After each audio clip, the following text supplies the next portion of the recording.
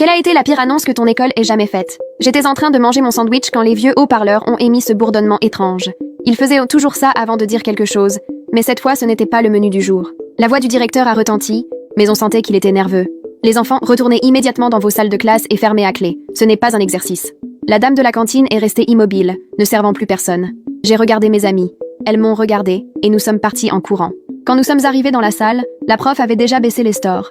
Elle a fermé la porte à clé et nous a demandé de regrouper les bureaux dans un coin, loin des fenêtres. Personne ne parlait, mais nous pensions toutes la même chose. Il y avait quelqu'un avec une arme. Peu après, on a entendu des sirènes, puis des cris. La prof essayait de nous calmer. Elle disait que c'était peut-être une erreur, mais ses mains tremblaient. Elle n'arrêtait pas de vérifier ses emails, comme si c'était une émission en direct. Soudain, un bruit sourd a retenti dans le couloir, comme si un objet en métal était tombé. Certaines ont commencé à pleurer en chuchotant que c'était juste dehors. Je le croyais aussi. J'ai vu la prof, et pour la première fois, je l'ai vue pleurer. Elle s'est assise avec nous, a pris dans ses bras les plus jeunes, et nous a dit que tout irait bien.